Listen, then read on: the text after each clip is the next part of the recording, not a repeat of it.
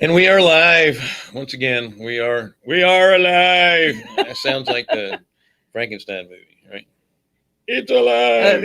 I was going to say, what are you talking about? Hi, I'm Bill Fairman. This is Wendy Sweet. We're with Carolina Capital Management. Thank you so much for joining us today. If you need any information on us, our website is carolinahardmoney.com. If you're interested in borrowing, click on the borrower tab. If you're interested in investing, getting a passive return, click on the investor tab. You want to do the next one? What is the next one? Don't forget to subscribe, share, and like us. Like, tweet us. You want to do the next one? What's the next one? If you have any questions yourself, we have a chat. Ours is to the right. Yours may be to the left. It may be underneath. I have no idea, but we have a live chat in either platform that you're on that we can look at your questions and carry on. That's right. We tried an experiment last week. And that was not having me here because I was off at, this is the answer an ugly question session. We're really glad you're here for that because it's been pretty cool. We've gotten some great response on this. And I guess the experiment is trying new cameras, right? Yes. And so now I have to really worry about how I'm sitting because, how does this outfit look? And the back of my head, this is kind of cool. So we have different views. That was the behind the scenes. So you can see how trashy the room really is. So the experiment that we tried last week didn't work well because I'm going to give you the real behind the scenes. We're using a platform called StreamYard, and essentially you can broadcast to several different platforms live at the same time via your phone, your pad, your computer. And so what we did was we hooked up 2 additional iPhones to give you these other camera angles, and they're connected directly, to the show through the internet. Yeah. The problem was we didn't account for the. We'll know what camera to look at. You're off again. Is it? Should I be this way? Should I be this way? We didn't account for the phones actually talking. They talk to each other? So we had a lot of feedback. So my brilliant idea was to plug earbuds into both of them. And you're so smart. Yeah, I know. So hopefully that works. Well, if anybody there is hearing any feedback, put it in the comment section. Give us some feedback. What is that called? Productive or constructive feedback. Yeah. All right. So you are just sounding so excited today, Bill. I'm sorry. It was workout night in the parking lot. We're not really doing a class. Not here in this parking lot. We are unofficially groups of us are gathering, socially distancing while we do it. And we have group workout classes, and it was hard, and I'm worn out. So poor guy. Sorry, I'm dragging a little bit. Yes, today. he truly is. And I wasn't here last week because I was at the Good Success Mastermind. Yeah, you want to in Indiana? You want to talk about it a little bit? It was awesome. It was really, really, really good. Great group of people, great core values. Just learned a lot actually, and we're going to talk more about what we talked about market wise, things like that, things that we can really that we can probably count on is going to happen in the near future. We talked about that, and we'll share that in our 1 o'clock, or what is it, 1:05? Is that when we go live? We'll share a lot about that because we are going to be addressing the market, what's going on at this time, or what we see that's going on. Nobody's crystal ball. And really for those works. that are catching the recordings, what number show will that be, Scott? Hold your fingers up. Just kidding. All right. It'll be about 85. Okay. About 85. I like that. So if you're searching, you don't catch the next one, it'll be recorded tomorrow. That's right. So, gosh, we've done 85 of these already. Well, wow. Yeah, not live, but total. We have, yeah. Wow. That's like being professional and stuff. That's probably or crazy. People have had about enough of it. Yeah, that could be. That could be the case. So go ahead. But you want anything to add to that, or you want to go to this question? no, well, I'm good. I'm good. All right. So question 1, how do you know if a deal is solid? How do you know if a deal is a solid deal? That's a Well, great question. if we're underwriting them and they pass, they're Yeah. solid. Yeah. Well, and that's the thing. So many people, when someone calls about a loan, they are, inquiring about money. How can I borrow money? Well, when they call me about a loan and I'm answering them, I'm inquiring about how solid the deal is, because everything depends on, whether or not we're going to have to take this house back. I don't want your house.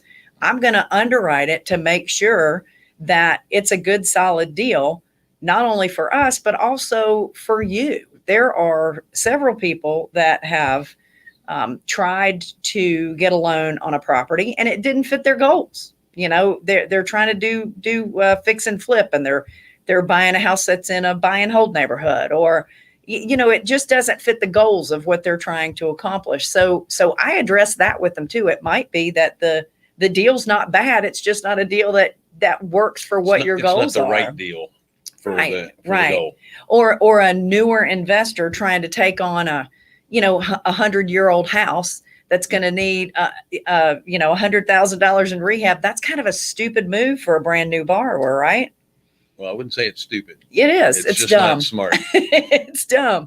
And so it'd be dumb for you, the borrower, and it'd be dumb for us, the lenders, because you're gonna run into things that you won't know how to handle. It's my goal is to save you too. I want to do all of your loans, not just one, and I can't do any of them if we put you out of business on your first deal. So how do you know if a deal is a solid deal? Well, if your lender turns the deal down, ask them why, what it is that's making them queasy on the deal. What makes them not want to do that loan? There's got to be a good reason for it. Yeah. Consider us the canary in the coal mine. That's a great way to look at it. If you have a lender that's not willing to do it, then you shouldn't be willing to do it either. That's exactly right. Right. That's exactly right. And I talked a little bit about goals, what your goal is. Everybody is at a different place in their investing life. Everyone is. Some of us have small kids, and you're just now starting little college funds for them, or, you're trying to get away from the job, or maybe you have kids in college already and you need to start paying for that. Or maybe your kids are out of college and you're getting ready to retire and you're just looking for to build some wealth, or, new EAT money is what you're trying to bring in. There's all kinds of reasons why people are in this business. And for that reason, you need to understand what your why is and the best way to get to the goal to satisfy that why. People that are wanting to get into buy and hold and they don't have enough money saved up. If you're trying to get into the buy and hold market and you don't already have $30,000 in the bank, you probably don't need to be getting into the buy and hold market yet, unless you're buying houses with seller financing. That's a great way to do it. Or taking over properties subject to, that's another great way to do it. You don't need a whole lot of money to make that happen. But in order to build your cash reserves, and the reason why I'm saying $30,000 probably isn't enough, is because when you buy a house, you fix it, and then you want to put it into a long-term loan, you're going to have to show that you have 6 months worth of payments in the bank to get that refinance. Right. Well, what if you're taking your $30,000 and you've used that on the property for, your first loan, or you've put it into buying another property at the same time? You're going to have to show that you have funds to be able to get pre-qualified for that refinance. So, I don't want to make sure that you qualify for our loans. I want to make sure you qualify to get out of our loan. Right. Because that's important. You're not going to last long in a buy and hold situation with a short-term loan. That's right. Because the payments are going to be too high. That's You're not right. going to make any money.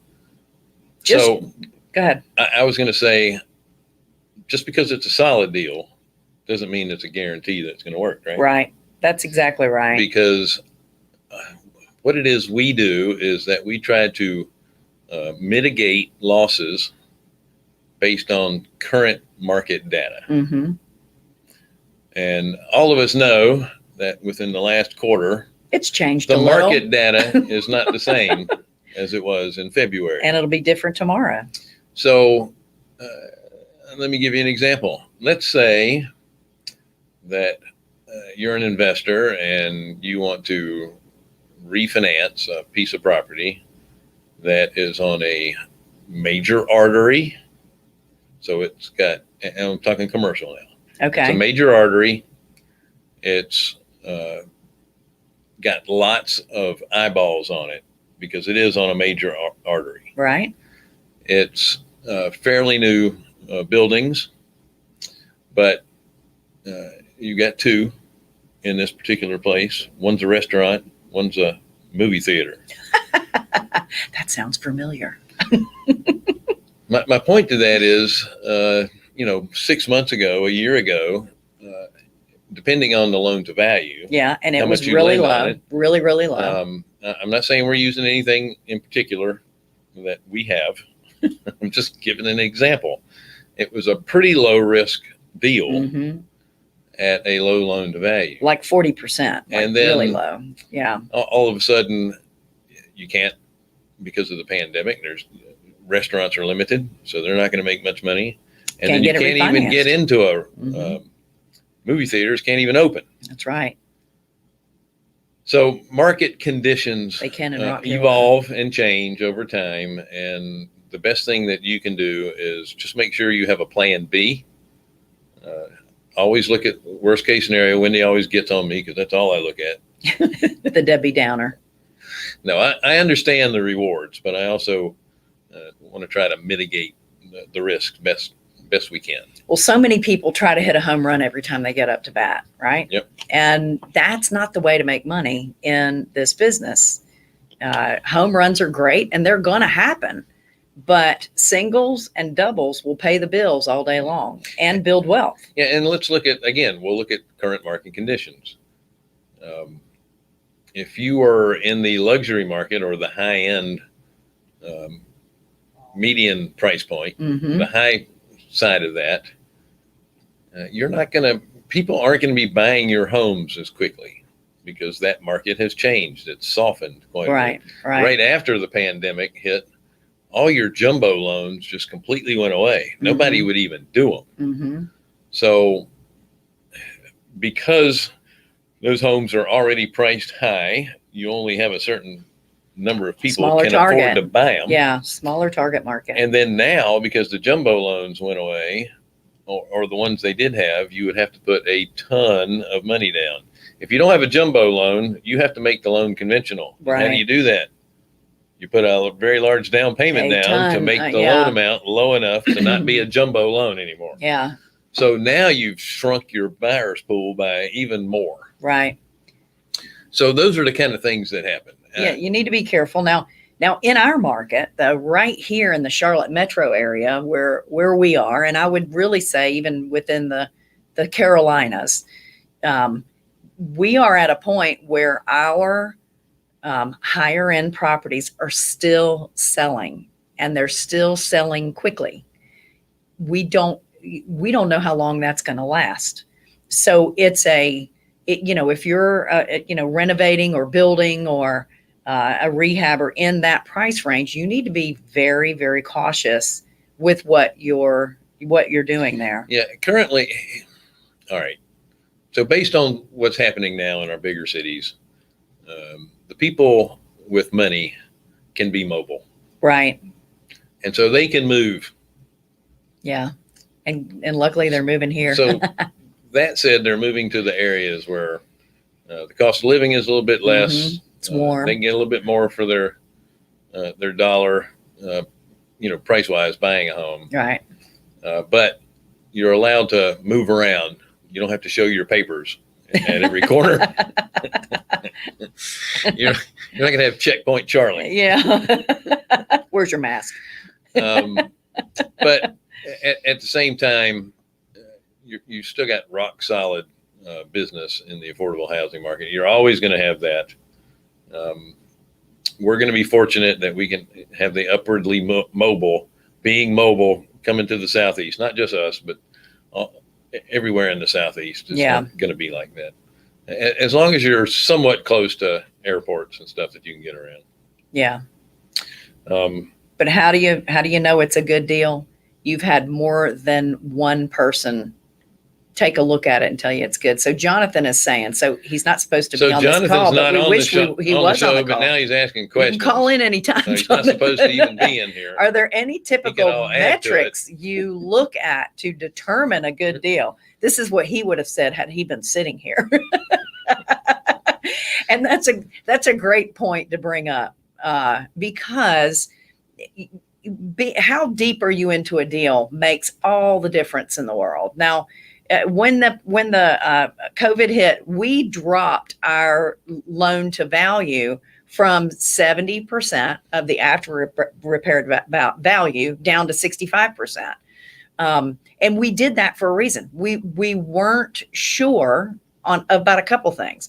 What would the after repaired values do? What's going to happen to the market? Is it going to drop in what the values are? Is it going to take longer to sell? Well, yeah, we believe in houses that are over 500,000 with the ARV that they are going to take a little bit longer to sell. So that's really something that made us really rethink that. 65%, we feel a little bit safer in a deal when we're at 65%.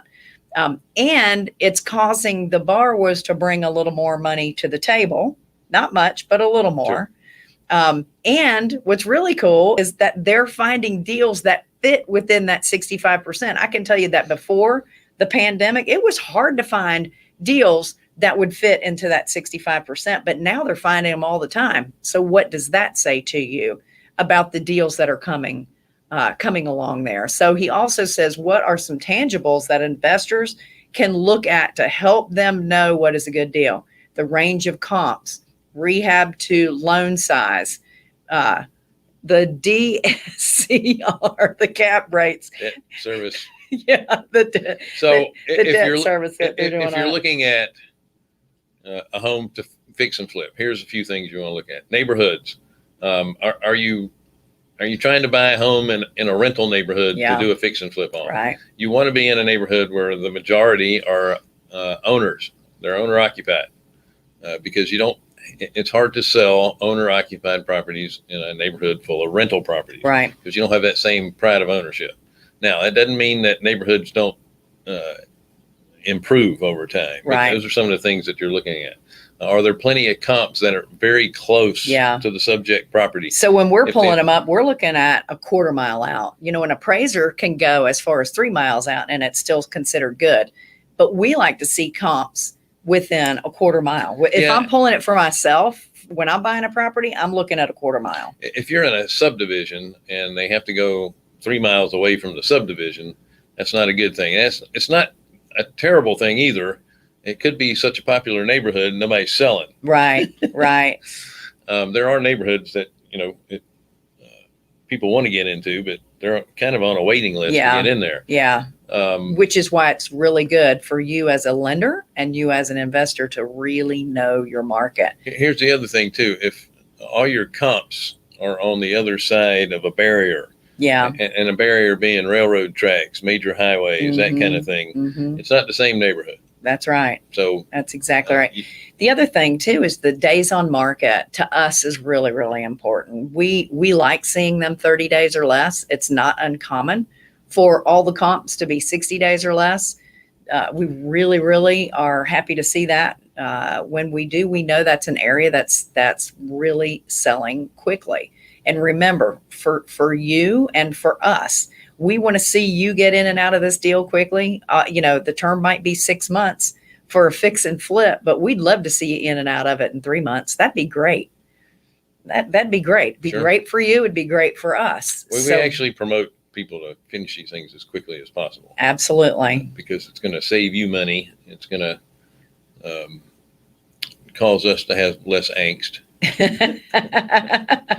But it works well for everybody. Listen, the more times I can make a loan in the same year, the more money we make. Mm-hmm. So if you pay your loan off quickly, that means I can turn around and quickly make that loan to somebody else That's with right. those funds.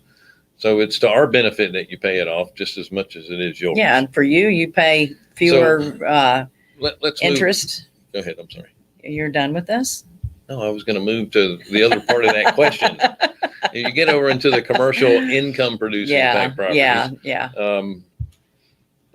Your debt service coverage ratio, and this is how lenders look at commercial income producing properties. It can be a house. Mm-hmm. It could be a self-storage. It could be a Duplexes. mobile home park, Mm-hmm. Office buildings, all that Apartments. stuff. Mm-hmm. It's all based on the income they produce. That's the value. So basically what a debt service coverage ratio is it going to service the debt, which is the loan, Mm-hmm. with the rents collected minus all expenses, plus you as the landlord or the owner of the property have to make some money too. Right. You're not doing this just to cover the rent. You want to be able to make some money too. Right.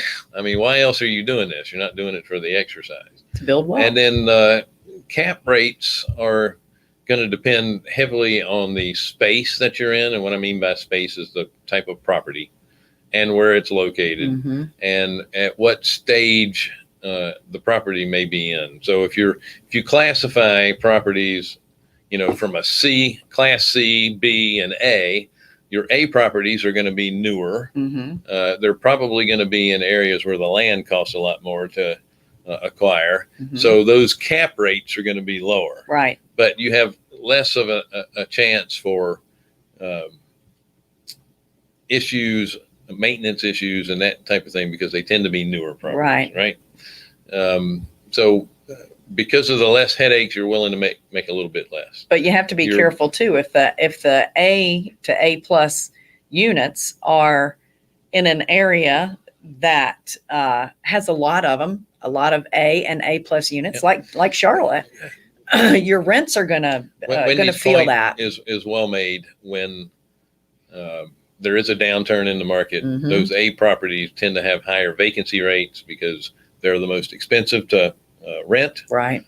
Which means people are going to be moving down to the A minus to B properties Mm-hmm. Because they're getting more bang for their buck themselves. So in order to compete, also, those guys are going to have to reduce their income, right, which would make the cap, which make your cap rate get even smaller. So Mm-hmm. You also in the cap rates, that's your capitalization, by the way. If you don't understand what a cap rate is, that's the income that you're going to produce based on the value of the property or the purchase price. Mm-hmm. In a value add property, you're expecting to get a much higher capitalization rate. Mm-hmm. Maybe not right away, but down the road. So, let's say you're buying a C plus or B minus Mm-hmm. property. There's plenty of room for improvement. You make those improvements, then you're raising the rates Right. as you go.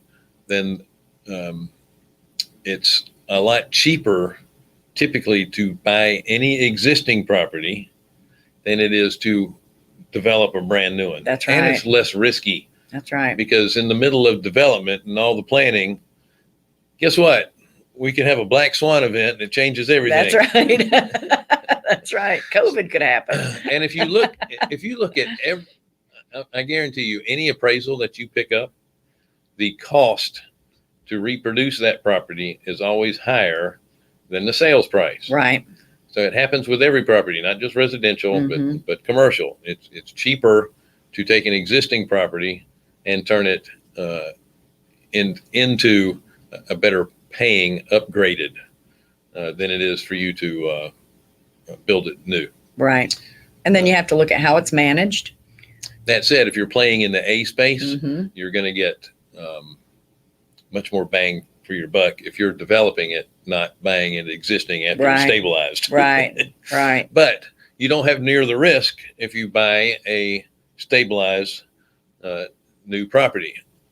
That's why REITs won't develop properties. Mm. They let the developers develop them, get them stabilized, meaning they get them occupied, and then they turn around and sell them to a REIT. And they're fine with a 3 and 4% cap rate. At least they used to be. They may be changing their tune now, because in some of your bigger cities, listen, you've got some really high dollar Class A properties in downtowns of major metropolitan That areas are going empty, aren't they? Yeah. I mean, with what's going on right now, people don't have to commute to the city. They can work from home.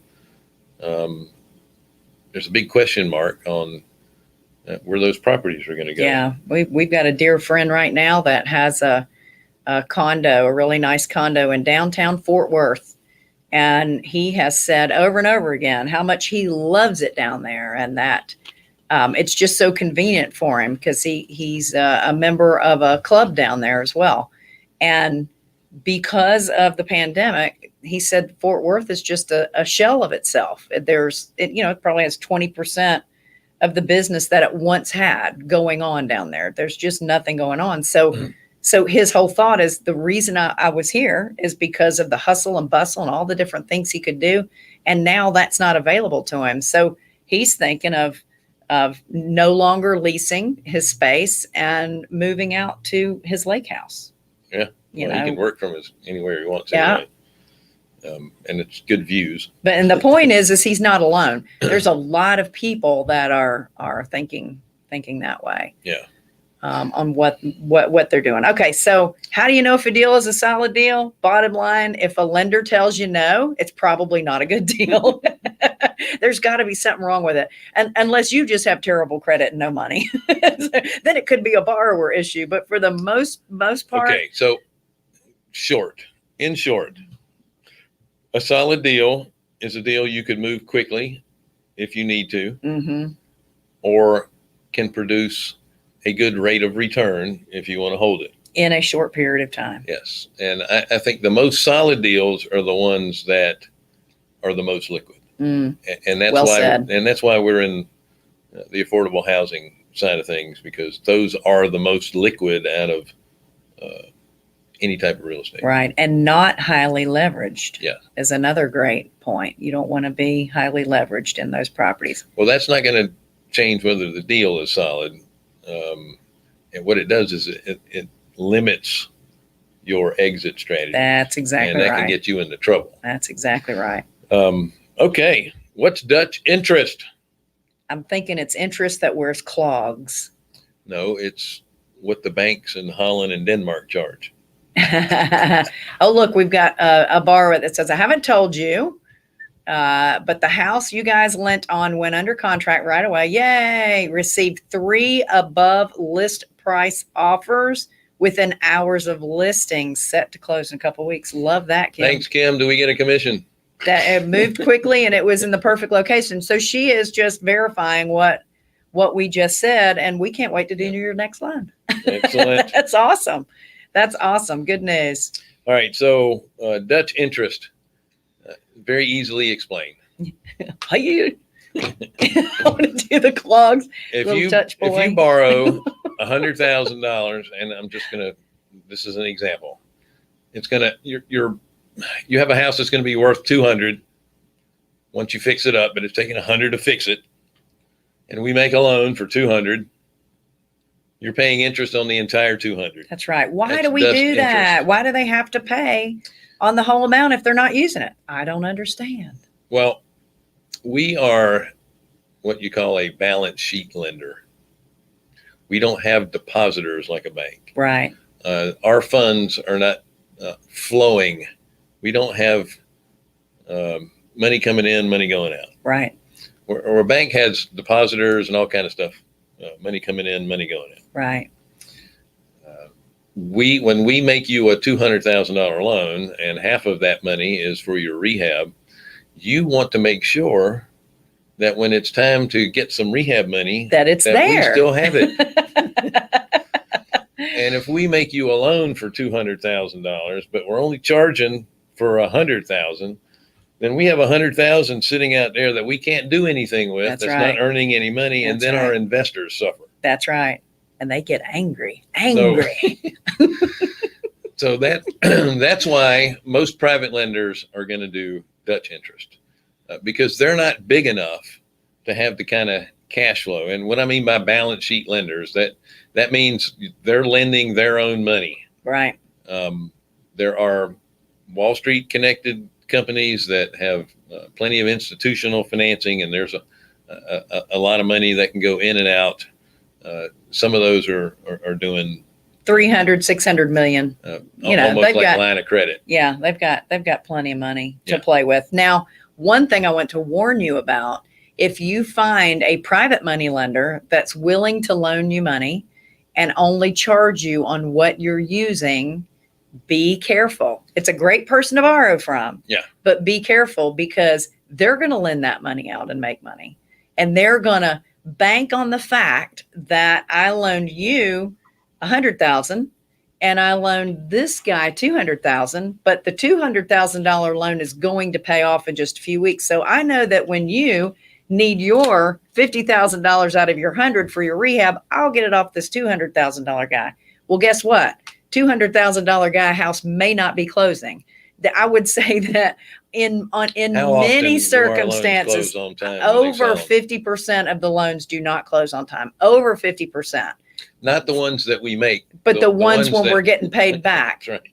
Yeah, and it's because there's so many things that are happening. So when we're doing loans, we're dealing with investors. We're not dealing with Yeah. consumers. But in the consumer world, anything can happen. There's issues that could happen to the house that need to be fixed. It could be that the borrower from the person buying your house, Mr. Investor, that borrower could be selling another house, and maybe that one fell through, which means that he can't afford to buy the house that you've done, or Or the lender that they have is having issues. and that's They happened. can't get them closed. We've quickly got 6 loans lined up to pay off enough. this week, and every one of them have been pushed back. Every one of them. Listen, and we're going to talk about this on our next show because we have Aaron Chapman coming on. He's awesome when it comes to the national Right. conforming conventional. You don't want to miss financing, that. but- Yeah. You don't want to miss it. We're in the middle of a gigantic refinance boom. Have you noticed? we're That's what talking happens when rates are less than 3%. we're talking 15-year loans at less than 2%. Yeah. So, It's and cra- if you, it's cray if cray. you noticed any of the want ads, they're all looking for mortgage help. That's right. It's God, there's such a backlog of appraisals and titles and everything else. So, yes, you set your closing up, but just assume it's going to be pushed back. That's exactly right. And it's happening. It's happening just about everywhere at this point. So back to the what is Dutch interest? We have to go ahead and charge for the amount of money that we've set aside, because there are so many exterior factors that can be happening that would change everything. And us not be able to give you your money for your rehab. And the last thing you want to do is be caught without being able to pay your contractor, without being able to pay your subcontractors, without being able to pay your Carter lumber bill. You need to be kept on track with what you're doing as well. So we protect you in that respect. That's why we go ahead and charge that Dutch interest. So non-Dutch would mean that you've borrowed money, and you only have to pay for what you're using. And some banks are doing that on their construction loans, right? Yeah, next week we'll talk about Bavarian interest. That's interest with craft beer. And kraut. Sauerkraut. My favorite. Okay, here's a really good question. Why am I not allowed to change my rehab budget after the appraisal or I start my rehab? Or after I start the rehab. And I love this question. In fact, I'm dealing with that today. That when we do a loan, we do that loan based on the repairs that you're doing on a house. And so often the appraisal will come back a little bit lower than what the borrower thought it would come in at. And so That never happens. So in order to keep themselves from having to bring money to the table to make it work, or maybe it's just not a deal at all, they want to change the rehab budget around, take out, maybe we're not going to do granite countertops. We'll just do Formica. Ugh. Or instead of the hardwood flooring, we'll do vinyl. And instead of tile, we'll put in vinyl. You know, they're cutting costs. Well, when you cut costs like that, you cut the value of the house. Therefore, it's not going to sell for what that appraisal is coming in at. So you've got to do what you say you're going to do on that repair list, right? Yeah, there's a reason they call it a subject to completion That's appraisal. right. That's right. And the appraiser does the appraisal based on the scope of work that you've given them. And it's, you know, it's based on the finishes and the different things that you're doing. Yeah, I was going to open this up. Now I'm not going to take this wall out. Right. Well, that is completely different. Yeah. I always like our borrowers to actually walk the property with the appraiser. That's right. If the appraiser will allow it. Some of them don't. But you're not there to try to influence the Appraiser, but yes, you are. appraisal as much, but it's hard for them to look at a budget. They want to see your vision. Yeah, that's exactly what I was going to say. You need to explain your vision and how you're going to do things versus them just looking at a parts list. That's right. Because if they haven't appraised a house that you've done previously, they haven't seen your work. Some people do really good quality work and some people don't. Well, there are appraisers out there that just assume that you're not going to do the quality work that it says on this rehab list. They don't trust you. We don't get to pick all the appraisers. We use a third party company that picks appraisers for us. So we don't know what they're going to say, but we do want them to be realistic with what their appraisal is. That's just as important for us as it is for you. You don't want to be buying a house that you think you'll sell for more than you really will, because then it's not a deal anymore. So you got to be a little careful about that. Today we got a loan in. Actually, we got an appraisal back, and the appraisal came in at what we thought it would. But the borrower's rehab was at $20,000, and there's enough room for him to take it to $30,000 and make a higher rehab on it. We haven't done the loan yet. We haven't closed. So can he change that rehab budget now? Can he do a little bit more? Can he put a little bit more in his miscellaneous column?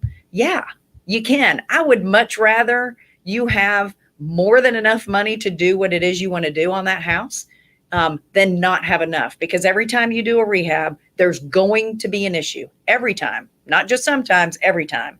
You're going to have an issue come up. And to be able to have money in that miscellaneous budget to take care of that, everybody's happy. Everybody's happy, right?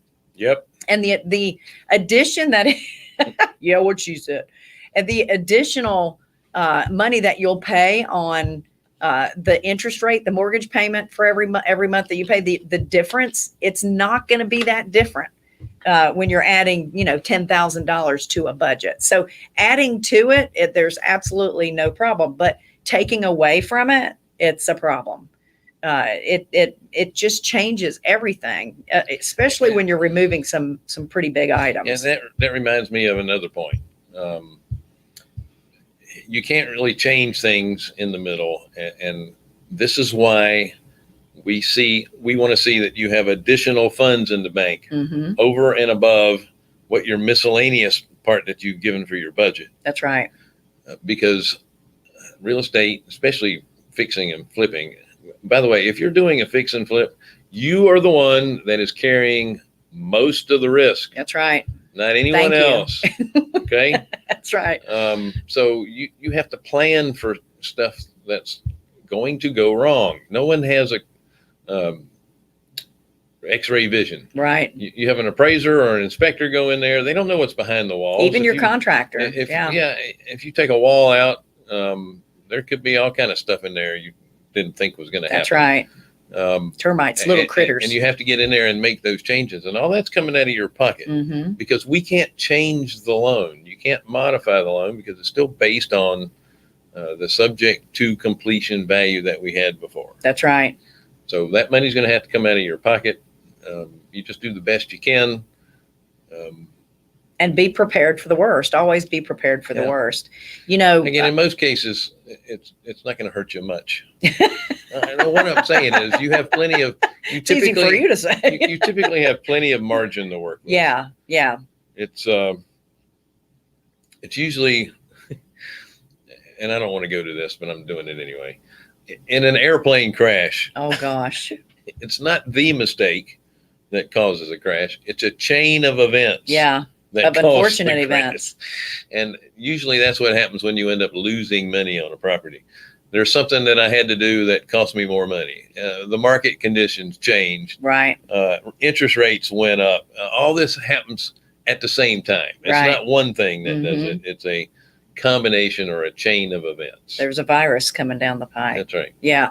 So the other thing too is, when you are beefing up your rehab list, if you've got room in your deal to beef it up, you need to beef it up.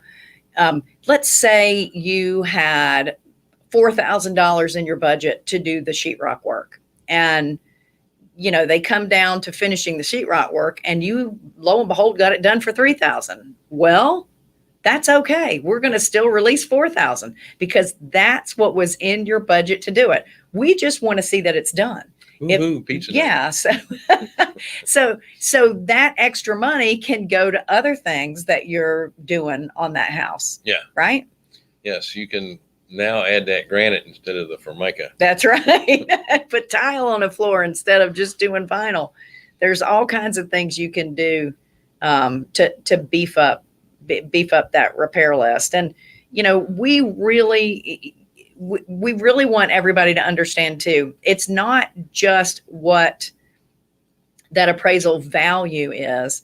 The other thing that's important to understand is what you do or don't do to a property can determine how quickly it sells.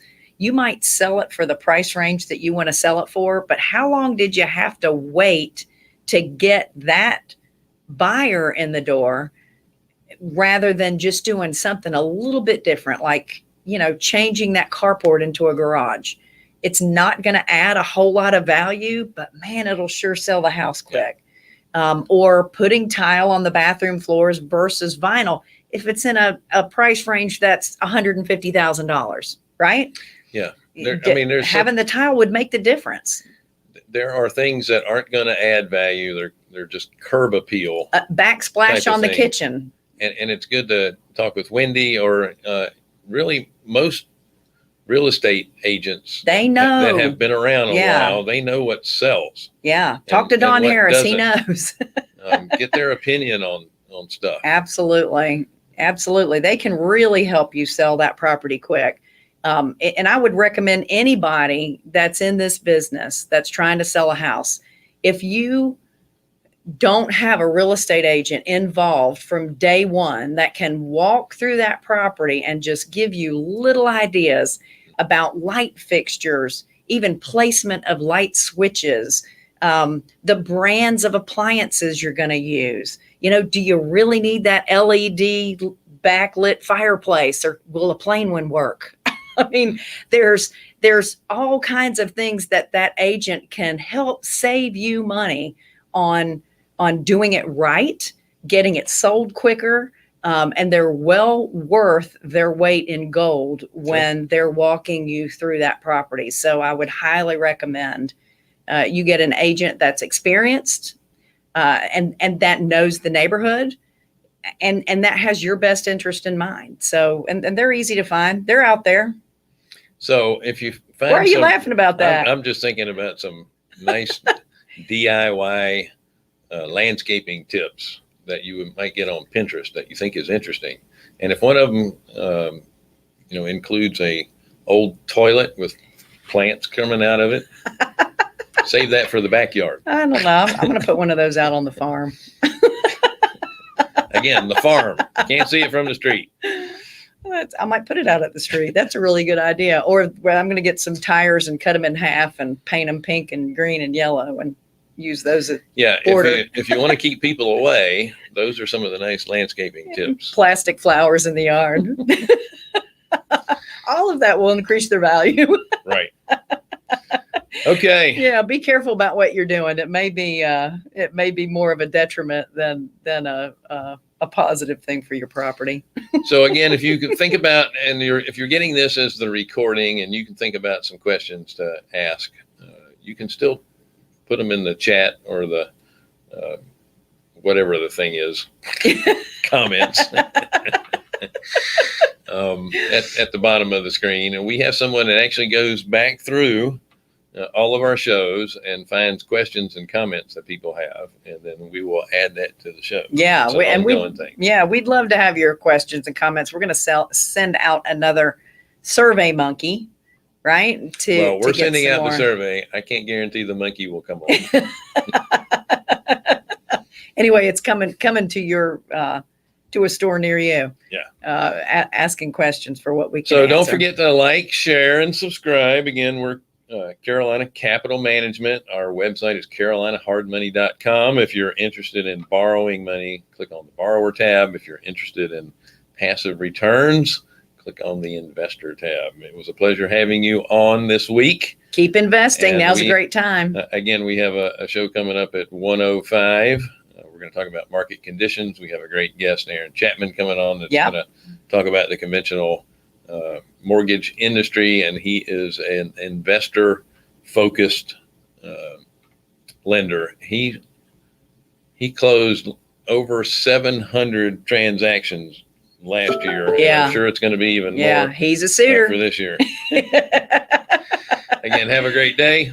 It was good seeing you. Thanks so much.